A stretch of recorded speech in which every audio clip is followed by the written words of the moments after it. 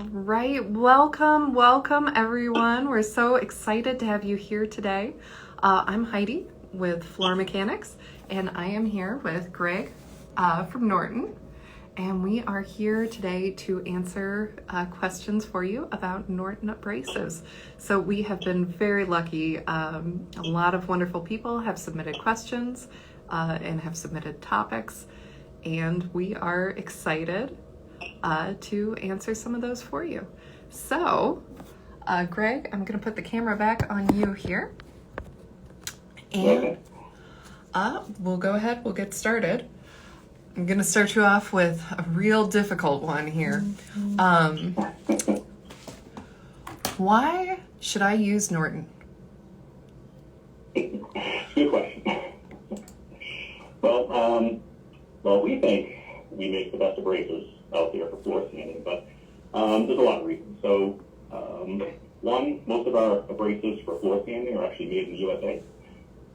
Pretty much all the bread and butter products, screens, belts, discs, are made right here in New York, Watervliet, the Norton plant where I work out of. That's been around for 120 years, so we're really proud of that, making products in the USA.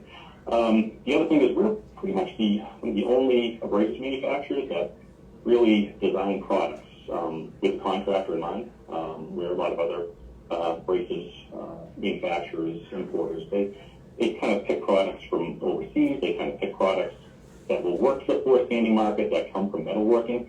But we really design products specifically for each industry, each application. So, and we design things from the ground up, again, with a contractor in mind. So products like red heat, blades, the sand dollars, things like that, were designed from the ground up to solve a special problem in the market. We also manufacture our own grain, and we manufacture multiple types of ceramic grains and various engineered grains, and that allows us to really tailor products for specific applications. And again, having myself on board, I'm the application engineer for floor sanding. So I've been with Norton 17 years now, but prior to that, I was a flooring contractor. I grew up in the business, so I know the business. I know how to sand. I know how the machines work. So me being involved in the design process really makes a big difference with the products that we develop. Awesome. Well, I think that's a great way to kick it off. I am going to just let people know we have a bunch of people joining here on Instagram. We've got some people watching live on our YouTube. We're excited to have you here. Thank you for joining us. If you have any questions that we aren't answering as we go, feel free to put those in chat. This is live. We are happy to answer new questions as we go as well. But I do have a bunch that were pre-submitted. So we'll start working our way through those in the meantime. So next up, this one's kind of interesting. The client won't let me sand the whole floor, and I'm fixing a part that another guy messed up. I know the stain color, but not what grit he sanded to or if he water popped. Got any advice for blending? Okay, so this is probably a little bit of a complicated question because I don't have all the details, so it sounds like there could be a few different things going on here. So I'm going to take it as, well, it could go a couple of different ways. So I'm going to take it that someone did the job and messed up one area, so you're coming in to fix that. I suppose also this could mean that someone did the project and then someone may have come in doing some other type of work and damaged the floor.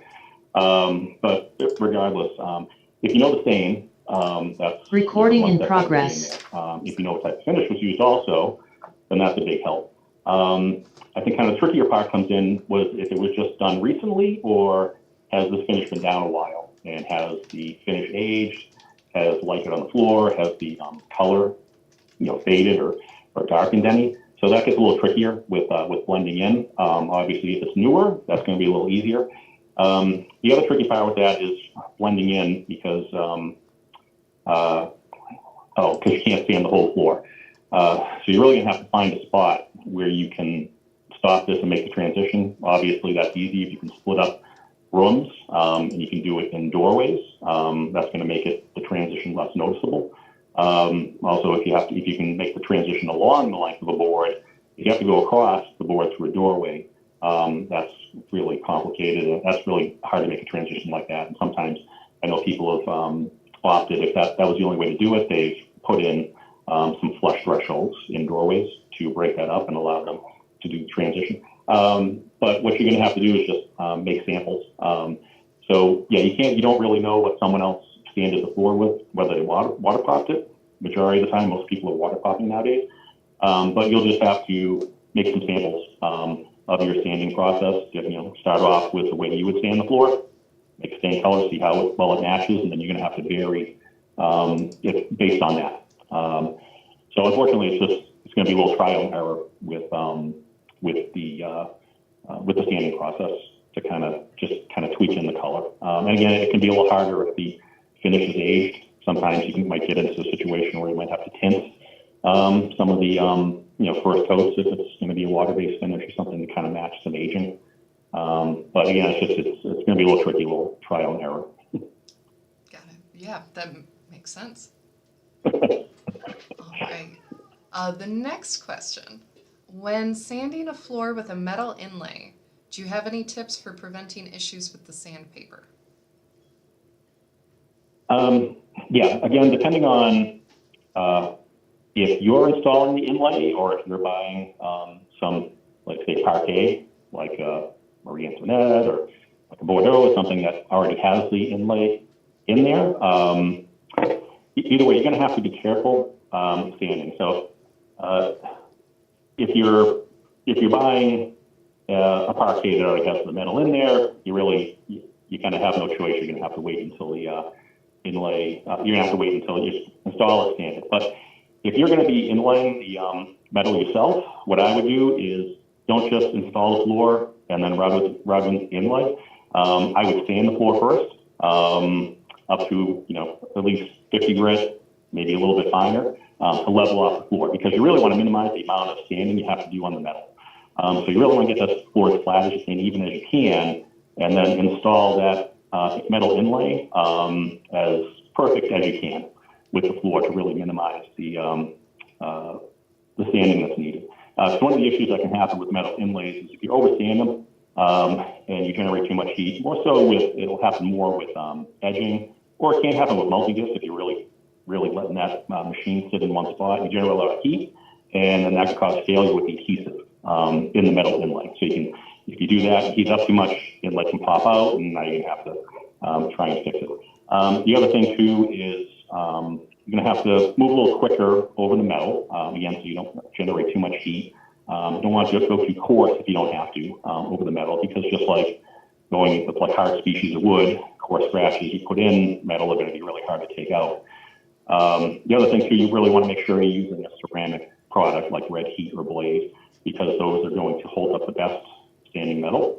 The ceramic grains come from our industrial division. Like ceramic grains are designed, they're used for grinding really hard metals every day, so they're going to hold up the best. And they're not going to break down as quickly as other abrasives like a zirconia or silicon carbide. So they're going to last much longer, cut cooler, and allow you to not have as many issues. So again, sand a little faster.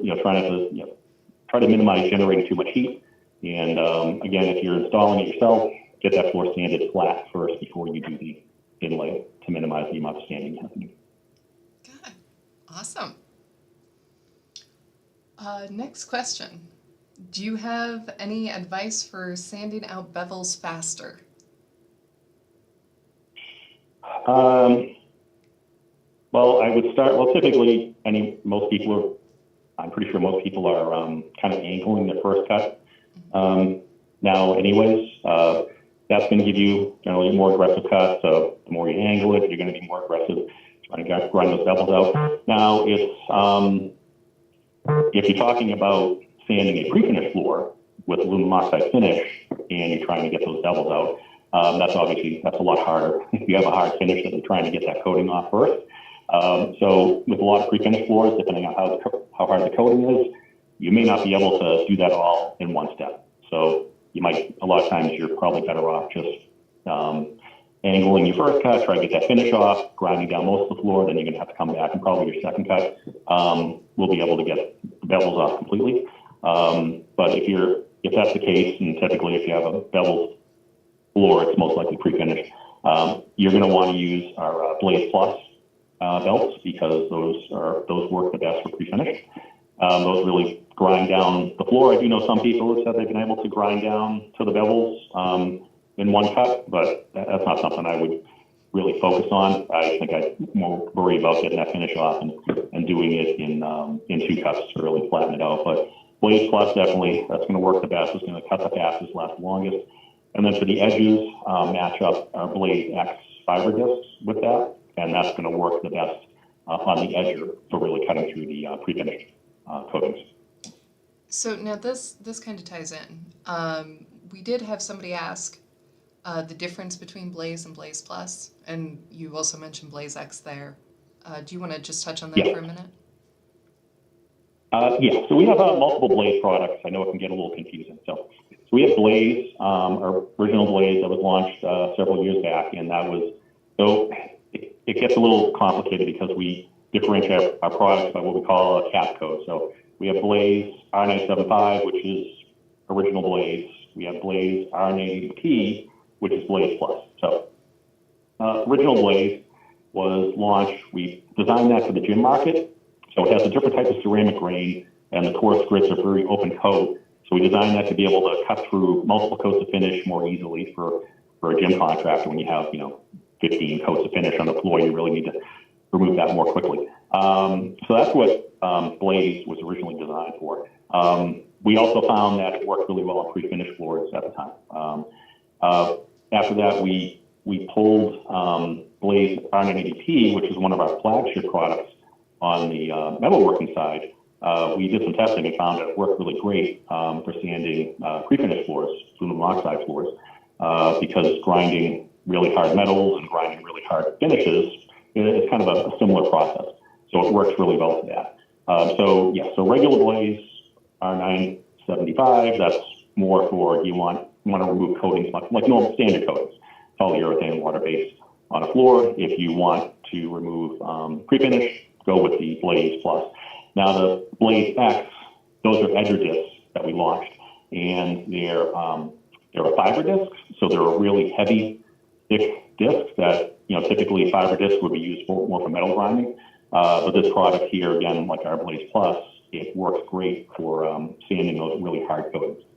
So so it gets a little complicated. But I said regular Blaze for normal coatings, you want to just want to cut through those coatings, flatten the floor quicker. Blaze Plus, pretty much, we do have guys using on regular finishes and even bare wood, but Blaze Plus is more suited for the really hard coatings, pre-finished.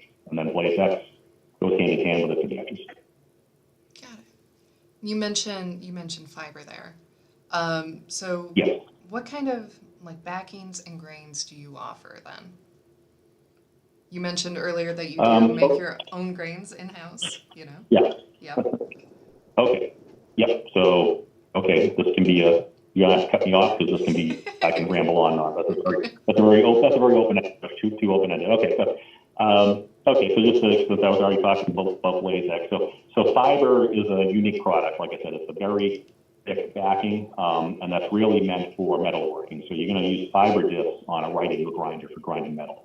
So that's our only product for floor sanding we offer like that, just because it's unique and it has the properties really make it phenomenal for sanding pre-finish.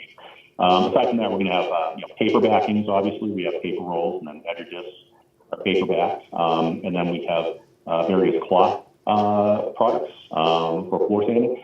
So most of our floor sanding products are using a X-weight polycotton for Blue Fire Blaze red heat. Has an anti-stat coating on the back, helps dust pick up. It's also very dimensionally stable. So our backing is dimensionally stable. You don't have to worry about moisture and dryness and dry climates and things that can affect like a cotton backing. Our grains, we manufacture all of our technical grains, zirconia and ceramic. So our grains are proprietary. So the grains we use on, say, Blue Fire, that's different than any other type of zirconia grain out there on any type of competitive product. Our grain we use on Blue Fire is a little more similar in shape and size to silicon carbide. It's kind of longer, pointier, very uniform shape and size, but zirconia doesn't wear down as fast as silicon carbide or aluminum oxide, so it's much longer lasting, so you get a much longer life and consistent cut. Our ceramic grains, we use different types of ceramics on, we got different ceramics that we use on Blaze, Blaze Plus, and Red Heat because of the different properties for the different applications. And then the ceramic grains on all our products, we use 100% grain. So Blue Fire uses 100% zirconia. Our Blaze and Red Heat products use 100% ceramic grain. So doesn't just give us better life, but the key thing is give us a better scratch pattern. Because most of the competitive products out there use, they blend products for cost and for other reasons. So they blend ceramics or zirconias with silicon carbide or aluminum oxide. And so that really, it can affect life, but more critically, it affects scratch pattern. So we always talk about, we say Red Heat has the finest scratch pattern on the market. Anything, same with mesh power for finishing up. We actually have data to prove it because I do lots of testing. I can actually measure surface profilometry on wood. So having 100% grain, the way we design our products, it gives us the finest scratch. So that's one of the things that kind of sets us apart from competition. Awesome.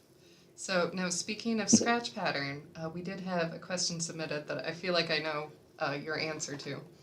But what do you think about just sanding 36 and 80 to save time?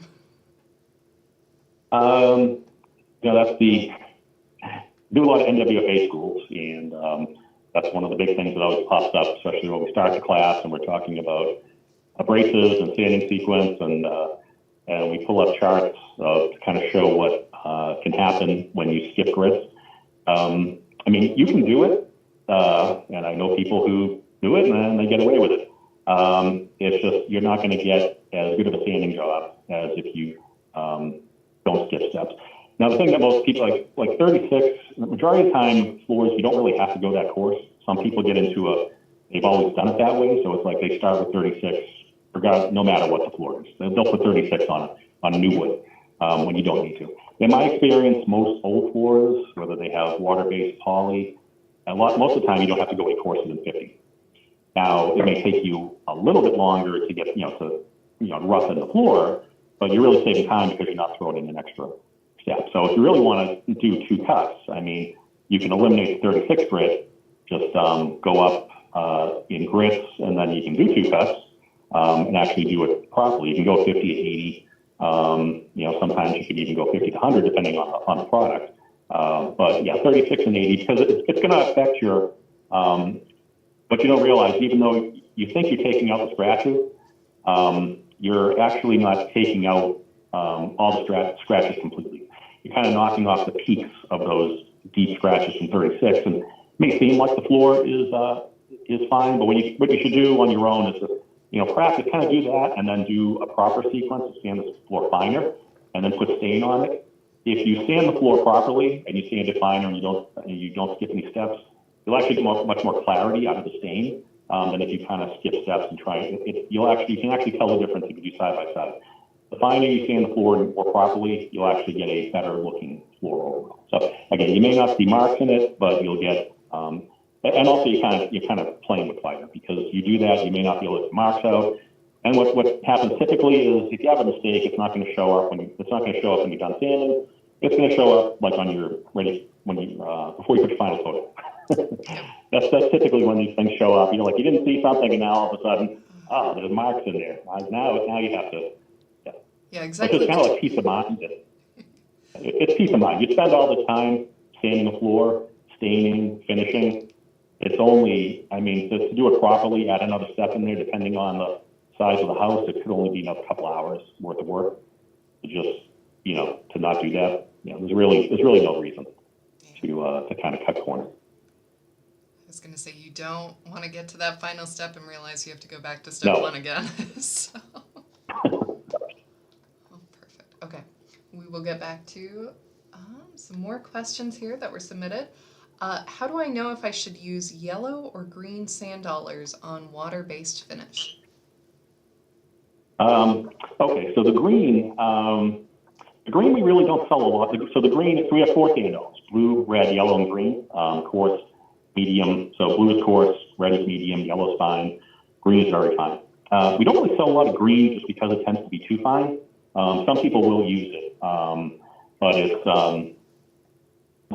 it's really fine. So I would say green is for I don't know, maybe you have a finish and you're really, really worried about cutting through the finish. Maybe you have you're really paranoid about cutting through that finish down to stain or something, and you really want to be really careful with it. So if it's a new coating, yeah, the green, you could probably do that.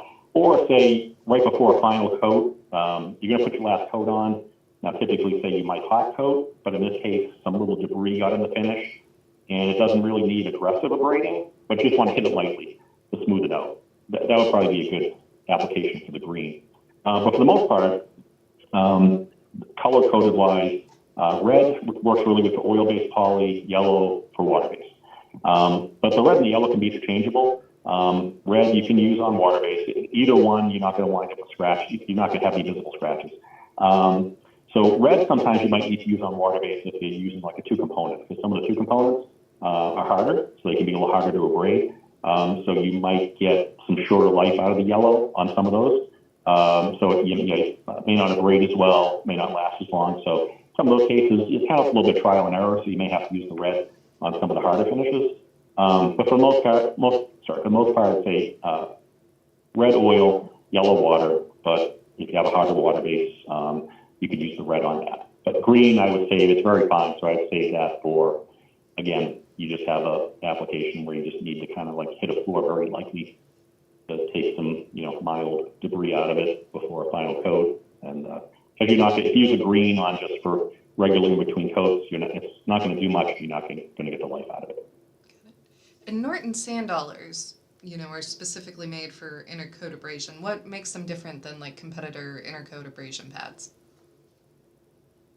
Well, pretty much the only other systems out there are, and the same thing, we still sell the same products. We have maroon pads, and we have what we call our PSA rolls. So little oxide rolls that are steerated that you can peel strips off and put on a maroon pad, or other companies sell, typical names like Delta sheets. You have pre-cut sheets that stick on a maroon pad.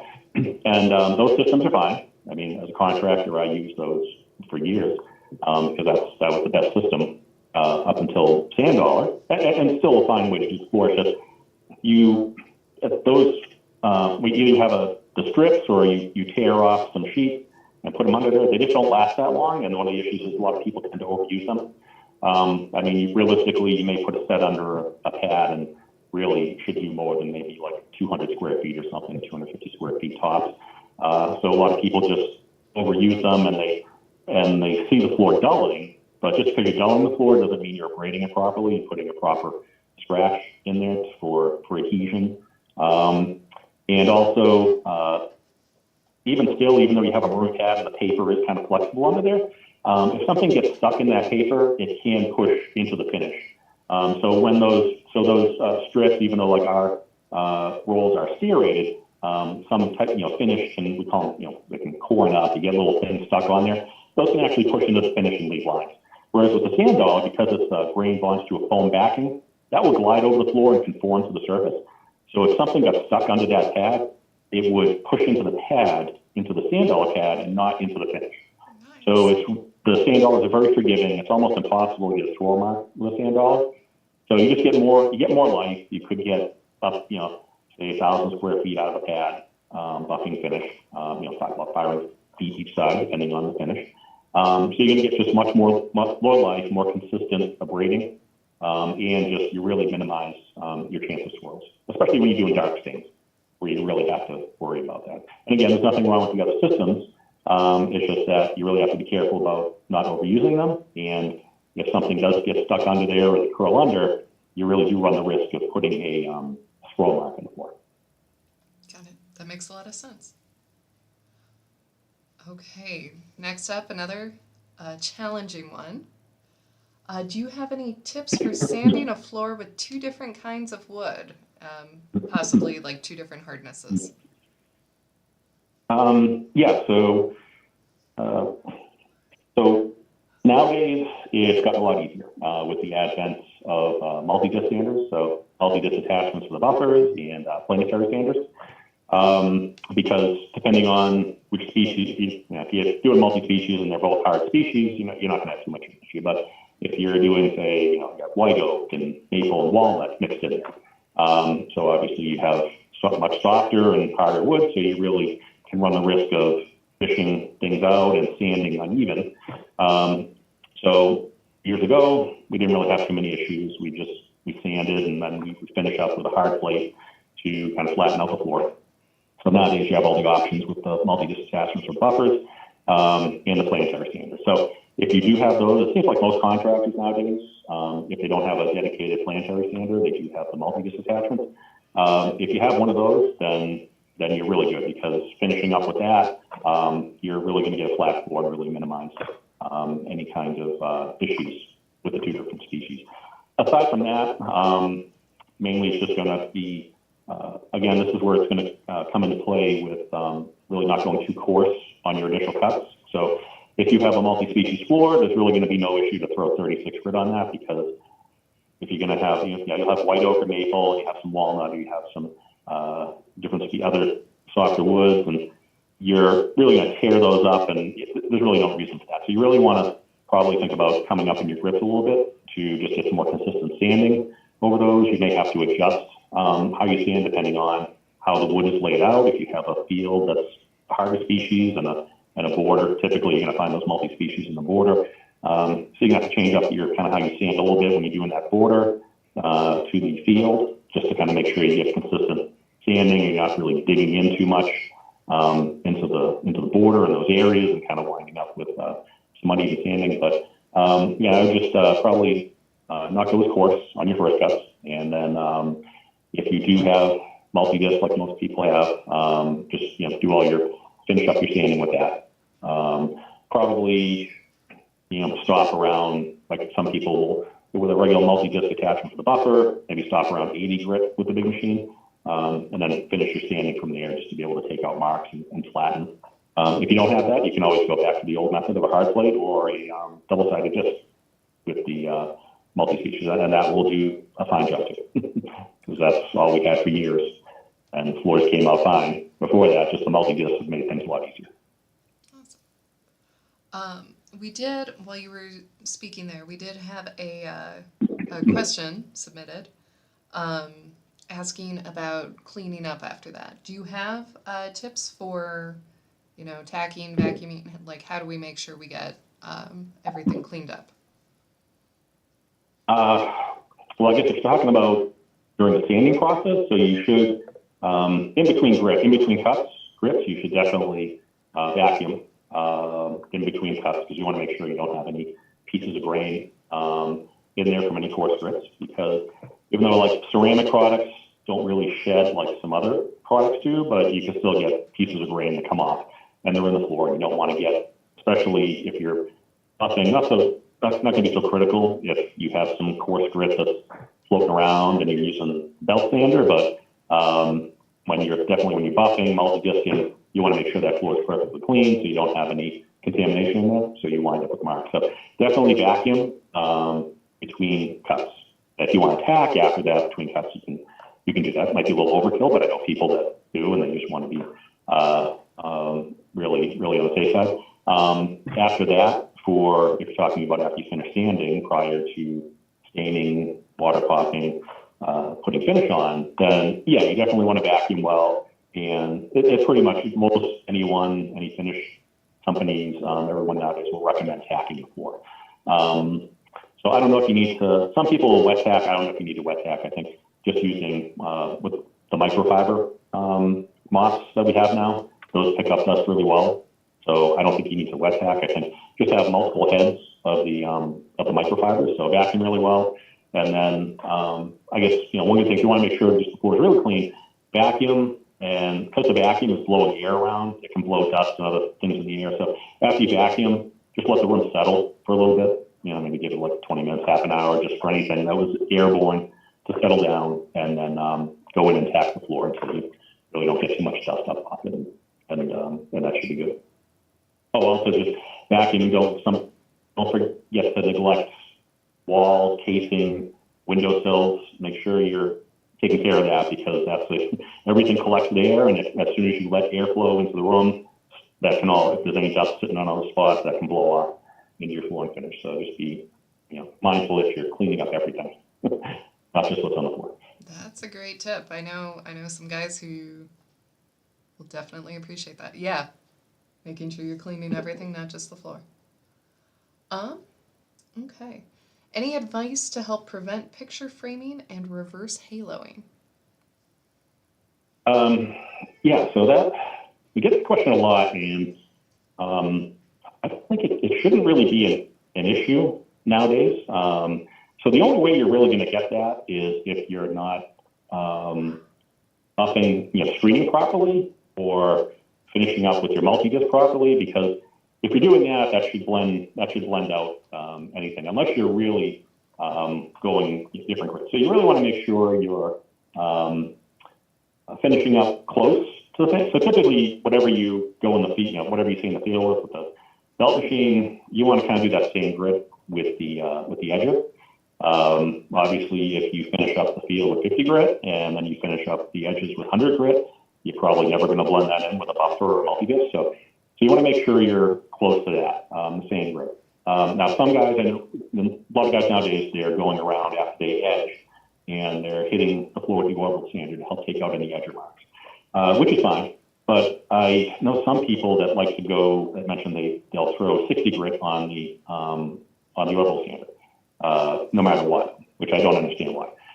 If you need to throw 60 grit in an orbital sander, then you need to figure out why you're edging wrong, or also get your edger looked at and fixed, because there's probably something wrong. Your plate probably needs to be dressed. There's something wrong with your edger if you have to put 60 grit on your orbital sander. So whatever you're sanding with, you should be able to use the same grit on the orbital sander, or just maybe one grit finer. So if you finish up with 100 on the edges, you could go with 120 on the orbital sander to take those marks out. But after that, I mean, there's gonna be a difference in sanding, so you really need to blend that in. But if you're screening with the buffer properly, or the multi-disc, what you want to do is you want to do the edges first, because that's where all your work is really focused on, because you really need to blend the edges with the field, take out any kind of marks along there. So that's where you hit first. So spend most of your time and start with the blending the edges first all around the room to the field, and then work the field. So as long as you do that, as long as you don't go really, really far out, different with the grips between the field and the edges, and you spend enough time blending the field and the edges, you really shouldn't have a problem with the picture frame. Awesome. Thank you. Let's see.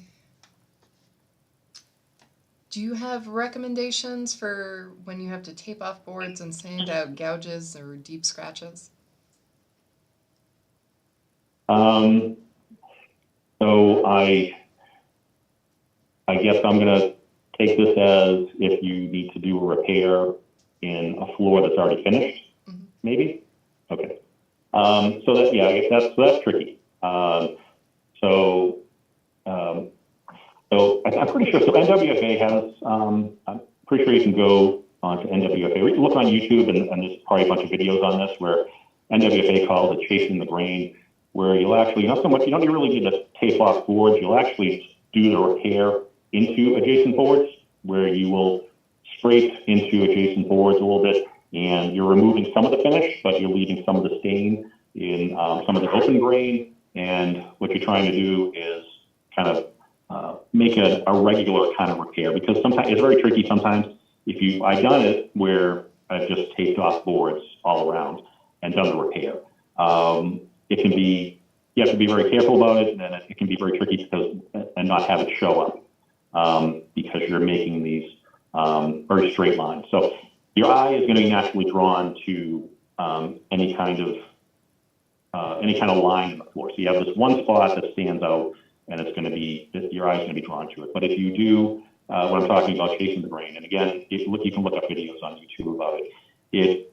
It makes the repair bigger, so it blends into adjacent boards and makes a very irregular a type of repair, so it blends in much easier. So it can be very tough to tape off boards. You can do it, but I I think sometimes the chasing the grain method can work a little better. It really depends on what type of floor it is and how it was stained. And obviously, if you get into floors that were dyed and different things like that, they're going to be much harder to repair. But best thing I could mention is just make up some panels. Just make up some small little panels at your house and just practice different methods with it before you have to come. Everyone's going to come across that problem at some point because we've all done that. We finish the floor, and then someone maybe installed the refrigerator, and they drag it across the floor, and you have to go in and try and fix something without resanding the entire thing. So just make up some little panels and just practice. But again, also look up some of those videos on YouTube from NWFA on board repairs. They have some. It's much easier to actually look at someone doing it than trying to describe it. But yeah, there's some good videos out there on board repair. Got it. How much overlap do you recommend with a belt sander? So I think these different manufacturers are going to recommend different kind of overlaps. I think it's going to vary between half the width of the drum up to, say, 2/3 of the width of the drum. So I'm going to say but it's also going to depend on the floor you're sanding to. So basically, it's going to be dependent on the machine because different machines sand differently. A floor crafter is going to sand different than a Hummel, and so you kind of have to get the feel for your machine and how it sands. But typically, in the past, they used to say, "Oh, never go more than half." I believe Lagler might recommend going up to 2/3 the width of the drum for sanding. So I kind of lean more into going a little more than less, half to more of the width of the drum. But again, it's really going to depend on you have to adjust it for what the floor is doing. So if you're sanding the floor and you kind of notice that you're kind of going a little wider and it's not really taking off all the marks, or it's not sanding the way you want, then you might have to shorten that up a little bit and maybe go half. So it really kind of I don't think you can actually say there's a rule for every application. So it's kind of more get on the job, more feel, see what the floor is doing. But again, I think for the most part, most manufacturers are going to say, okay, half the width of the drum to about 2/3 of the width of the drum, and that won't be a problem as long as the floor is flattened properly. As long as you start out and with the belt sander, you're starting left to right, you angle the floor in your first cut, you get that floor flat, then it really shouldn't be too much of an issue as far as width of the drum. Obviously, if you don't start off with a flat floor, then if you go too wide on the drum, you're just going to kind of magnify problems in the floor. Makes sense. All right. Now this one is less of a question, but more something for you to talk about. We did have a person on Instagram say, more people need to know about 60 grit mesh power. It's great. Can you talk a little bit about the mesh power product line? Okay, yeah, so mesh power is, that's our mesh offering, and then that actually came from Europe. So Saint-Gobain is a global company. It's a French company. So mesh power was originally developed over in Europe, and then we brought that over here to the U.S. in 2020. So it is so like our other ceramic products, red heat screens, red heat blades, it's 100% ceramic. So it's going to get long life, but more important than that, you're going to get a really, really fine, consistent cut. We also steerate the products, similar to how we do, say, our PSA rolls that are that go on for between coats, and our orbital discs, like our Pro Sands multi-year cyclonic discs, they're steerated too. So it's steerated, and that helps with loading. So that's going to help too with sanding the floor. It's going to minimize dust buildup and give it longer life. So it's kind of a unique design, and it really gives it a super fine scratch pattern. So aside from red heat, which which as far as say for belts, discs, large diameter screens, things like that, is the finest scratch pattern in the industry. Mesh power kind of takes that up a notch and provides even a finer scratch than red heat does. So for finishing off floor, so it's a really good product to use on multi-discs, and planetary sanders for the final cut, because especially if you're doing really tricky floors like dark stains, or you're doing, say, oil wax finishes, where you really have to have an impeccable finished surface with no marks. So mesh power really shines in those applications. Going on to another product that you create, the Durite line. What sets that apart? When would you want to use that? So Durite has been around for a very long time with Norton. That's kind of the original product, and that's one of the original standing products in general. Silicon carbide, that's one of the oldest standing products, professional or freshly manufactured standing products around from any manufacturer, just because silicon carbide was the first kind of man-made industrialized grain. But Durite's been a mainstay for Norton for a very long time. We stopped selling the belts probably about, I don't know, 8 years ago or so now. But we always sold the Durite edge discs because they've always been really popular. So we recently brought back Durite belts. So they're 100% silicon carbide. So as far as performance-wise, for edge discs, contractors seem to really like. Even though we have higher performing discs, we have Blaze, we have Blue Fire, we have Red Heat. We do have a lot of contractors that they may use those products, Blaze, Blue Fire, Red Heat in the belts for sanding the floor, or they may use those for the core strips with edging. But a lot of guys, just for whatever reason, still really like silicon carbide for finishing. Silicon carbide does leave a fine scratch. It's a nice product, just because of the way the design of the grain is very pointy, sharp, can leave a really good scratch, but it wears out really quick. More so than ceramics or zirconias. But guys kind of get used to that, and they like that. So for edge discs, it's just silicon carbide. It works good. You're just not going to get the life. But if you like it, you're just kind of used to that. You're used to how that stands. That's good. But Durite, we just reintroduced. So Durite is kind of that's more of a economy tier product. So if you're looking for something that offers that's good quality, but you don't want to spend the money on, you want something that's more economical than Red Heat, Blaze, but you still want a quality product, and that's kind of where Durite fits in.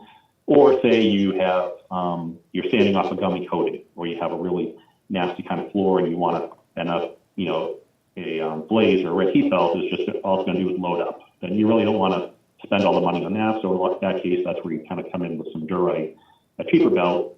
And if it's going to load up anyways, you want to use something cheaper just to get that gunk off the floor before you come in with a better product to kind of now start flattening and then finishing. So for belts, yeah, it's just more of an economical product. Same thing with discs, but again, there's a lot of people that just love Durite for finishing over anything else. Yeah. A matter of preference. Yeah. So speaking of kind of the preference there on color, some other brands recommend that you move through different colors as you go through your sanding sequence. Does Norton recommend any of that, or do most people just stick with one color for everything? Well, I think we're pretty much one of the only ones where we recommend, so you can just stick with one product. So with Red Heat, yeah, so I know some other manufacturers, kind of because they have to, because so it used to be the thing in the past with ceramics, because a lot of people were just so used to, say, competitive ceramics that were blended products and left really coarse scratches. The old kind of way of thinking was, well, ceramics are good for coarse grits and rough cuts, but you can't use them to finish because they leave too coarse a scratch. But that was prior to Red Heat coming along. And again, just I already talked about it, but the way we designed the products, they're 100% same grain, so it gives you really uniform scratch pattern. So with a product like Red Heat, you can use that from start to finish. You can use that as your whole product. You can use it from all the way from 24, 36, and then finish up on the entire floor, and then finish up on your multi-disc sander with Red Heat discs. And you're going to have a perfect finish because we can do that because of the way the product's designed. Some other manufacturers out there, they may offer some ceramic lines, some zirconia lines, and then, and their ceramic line might be is very aggressive, and that's great, but then you can't use that for your for your medium cuts or your fine cuts. So you may have to come in now with a zirconia product and to take those scratches out. But the zirconia product's blended too, so you can't use that for your final cut. So now you have to come in and use, say, a silicon carbide product to take those marks out. So it's just a little bit easy, takes a little bit of the guesswork out with ours. You can jump around because we do have some people really like, okay, they might use blaze or red heat in the core strips, but they want to finish up with glue pipe, and you can with ours. So because of the way they're designed, they can be interchangeable. All of our products can be interchangeable. Just because we use 100% the same grain, they all give very consistent fine scratch patterns. So either one you could interchange and get those scratch marks out and wind up with a nice finish. So that's kind of the beauty of how that's really where the design process kind of comes into play with how our products work. Whereas sometimes, yes, again, some other manufacturers can't really do that with, just because how the products, the inherent design, you're limited with what you can do. You're kind of stuck to a certain process. Okay, well, we're getting close to the end of our time here. I think I'll go back through, but I think I've gone through most of the questions that we had submitted, and a couple that were submitted while we were on here. Reaching out to the people who have joined us on YouTube, joined us on Instagram. If you have any questions, now is the time to submit them.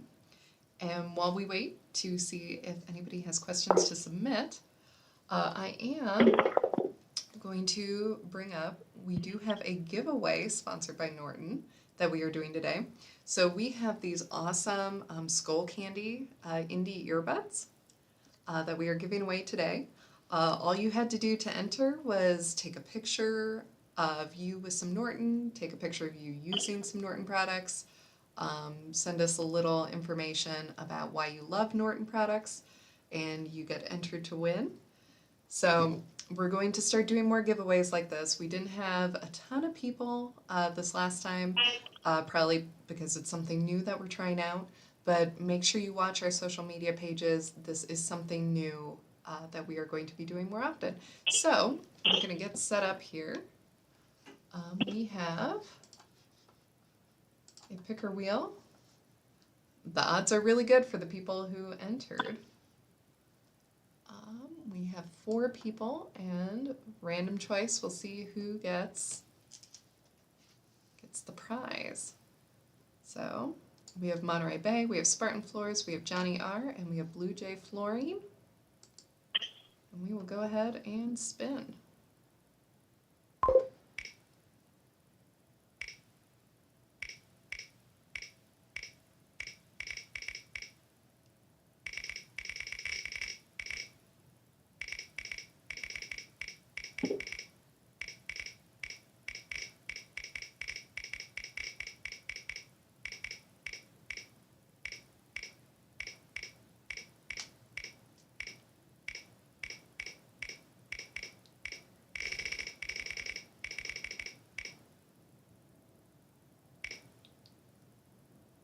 And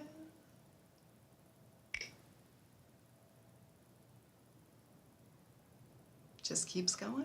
Let's see here.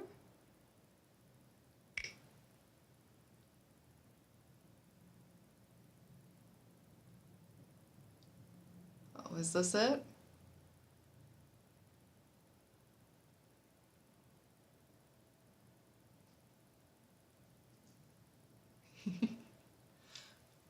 Zach is commenting that it's going to land on the line. Let's see here.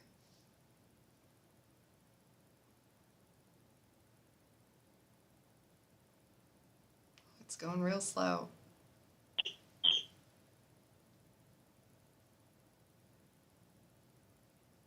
I think it stopped. All right, Johnny, you are our winner. So we will go ahead, we will close that. Johnny, you will be getting this awesome set of indie Skull Candy earbuds. So we will get those sent out to you here shortly. In the meantime, let's see if anybody had a chance to submit some questions. Let's see here. We do have one. They asked if you could speak a little bit more on grit sequence when you're using a multi-head machine. Okay, so again, this really going to get dependent on maybe the type of the machine, species you're sanding, but one of the important things with the multi-heads or with the, let's start off with a dedicated planetary. So the planetary sanders don't work like, you can't do the same things with a planetary as you would with, say, your traditional belt sander edger. So where you could jump, say, 50 grit to 100 grit with a belt sander, can't do that with a planetary because they don't sand as aggressively. So you have a very tough time taking a mark. So with the planetary sanders, you really have to be real critical with your grit sequence. Really try not to jump grits, especially down on the coarse end. So a lot of times the kind of standard method, a lot of people would say finish up with 50, 60 grit on the belt sander, then come in with a planetary sander. So kind of same grit. If you finish up with 60 on the belt sander, come in with 60 grit on the planetary, then work your way up 60, 80, 100. And then if you're going to finish with 120 or if you're going to finish with 100, then you're done. But again, the critical thing with planetaries is you can't skip grits. It's really critical not to skip grits. Again, because you won't be able to get the marks out, or it's going to take you a very long time to get the marks out. Also, it's going to be a little bit of trial and error, kind of figuring out how long of a life you'll get out of each set of abrasives on there. So it's really, again, it's going to be kind of dependent on the type of wood you're doing, kind of how you sand. But yeah, it's going to be more feel with that. But again, don't skip grits.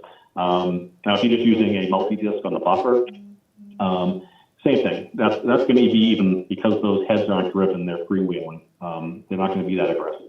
So you really don't want to, if you finish up with, say, 80 on the belt sander, you may want to start with, depending, again, it's going to be a little bit of trial and error, kind of get a feel for which abrasives you're using. You may want to start with 80 on the multi-disc to make sure you're just doing the same grit to blend everything out and then get everything flat and uniform, and then move up from there. So that's probably the most critical thing with the multi-disc, whether it's a buffer attachment or an actual planetary sander. You just have to be really careful about kind of not skipping grits, at least on the coarser end. Depending on the, again, getting to know the machine and it is really important. Know the machine, the abrasives, and if you get some of the finer grits, I know people who do skip sometimes up on the finer end, but that's probably the most critical thing. Don't skip grits like you would with that. Does skipping being able to go from 50 to 80 is fine for a belt sander or an edger. That doesn't apply to a multi-disc.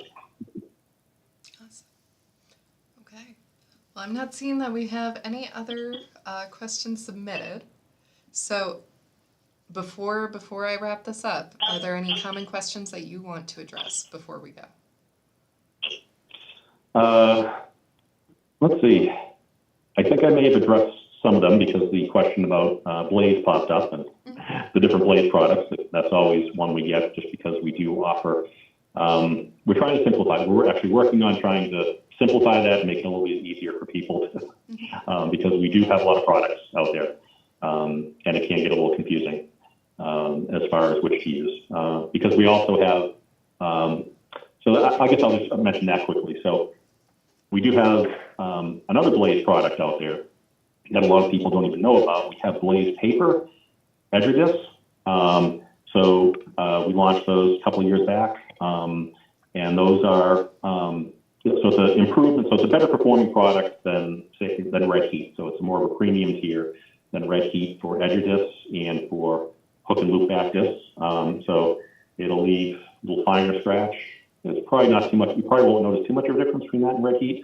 But where it really shines is for the edger on coarse grits and stock removal. It will really cut through. It'll last longer and really take off finish faster than most other products. So it'll definitely work faster than Red Heat, but will definitely work better than most competitive products out there. So it's a really good product for aggressive cuts but also you can use that whole line up through the fine grips for finishing. So it's actually a really good product, but a lot of people just don't know about it. But it's hard because we make so many products that it sometimes can be a little confusing.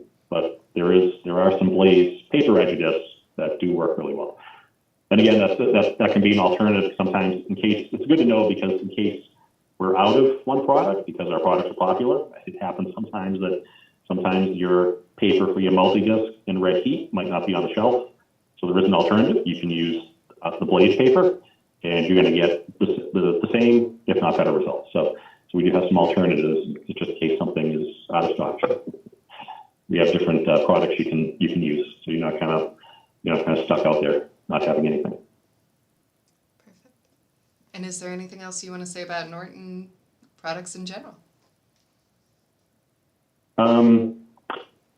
Again, just kind of what I started off with, we kind of really pride ourselves on making high quality products that we design really specifically for the contractor.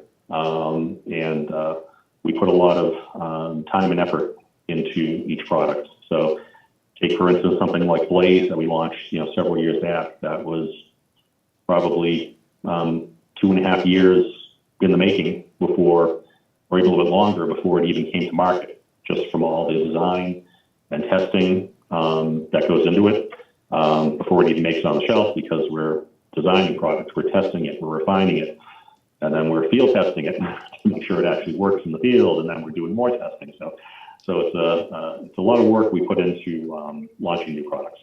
So Awesome. Well, I want people to know, that we put a lot of time into it, and we're very focused on making products for the flooring contractor. well, and it's awesome that you have that experience as a contractor to bring into the Yep. research and development. Yeah. Yep, it definitely helps. Wonderful. Greg, thank you so much for joining us today. We'll wrap this up here. For everyone who tuned in on YouTube, on Instagram, everyone who submitted questions and commented while we were live here, thank you. We appreciate you so much. If you want to see more of this, if there's any questions that you think of afterward, please let us know. Floor Mechanics is here to help. We have our fast shipping free on all orders over $75. But we also want to be your partner when it comes to learning new things about the industry, getting better at our craft. So thank you all so much for joining us, and hope you have a great rest of your day. Thanks.